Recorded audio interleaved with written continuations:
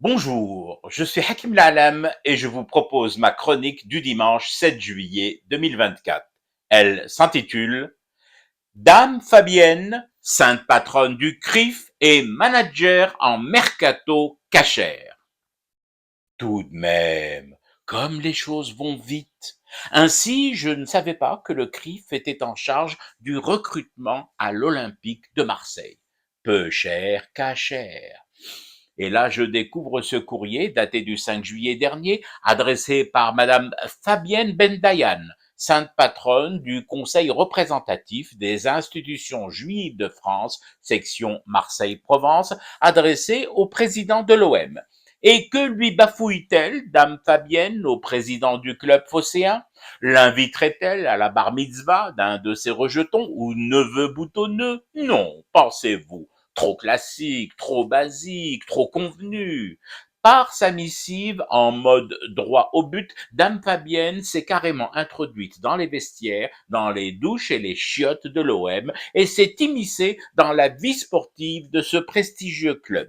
Elle s'insurge contre des informations laissant entendre que le club serait sur le point de recruter le défenseur international algérien Youssef Attal. Et là, Dame Fabienne, elle se lâche. Elle exhibe ses fiches, sort ses punaises multicolores qu'elle plante allègrement dans les mollets de la poupée mi-vaudou mi-cabale à l'effigie de Youssef, parle d'attaques antisémites placées, propose des contre-attaques en bloc Shabbat avancé, suggère des dispositifs défensifs avec Mirador et berger allemand circoncis pour faire barrage à ce dangereux Youssef, terroriste qui, lorsqu'il joue, dissimule une ceinture explosive sous son maillot. Oui, monsieur, après tout, c'est Dame Fabienne qui le dit, et Dame Fabienne, c'est tout de même pas rien. À tel point d'ailleurs qu'après tout ça, au diable le recrutement d'un nouvel entraîneur à l'OM, et surtout ne plus chercher à en recruter un. Elle est là, Dame Fabienne.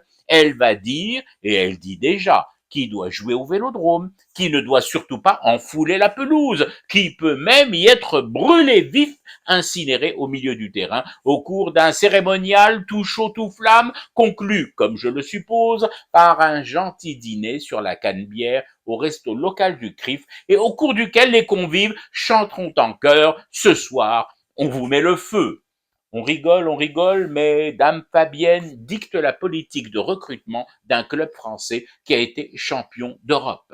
Mais pourquoi s'en offusquer, au fond? Madame Fabienne n'est qu'une succursale locale, provençale, rattachée à des patrons plus puissants, plus hauts, plus au nord, placés dans la carte et qui dictent la politique, tout court.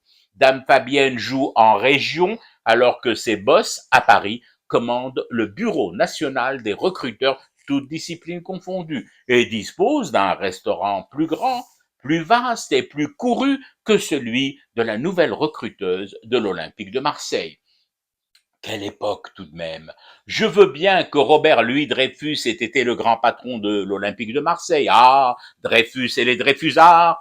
Mais je ne suis pas du tout sûr que sous sa présidence, encore moins sous celle de Bernard Tapie, les lettres de Dame Fabienne et de ses semblables de la section Marseille-Provence de la Cabale aient pu traverser les murs de la Canebière. Un autre temps. Aujourd'hui, grâce à sa bonne étoile, Dame Fabienne a été intronisée chef de gare dans les Bouches-du-Rhône et c'est elle qui fait monter les bronzés dans le train. Je fume du thé et je reste éveillé. Le cauchemar continue. C'était Hakim La'alam. Je vous retrouve demain pour une autre chronique et une autre façon de dire son amour à l'Algérie.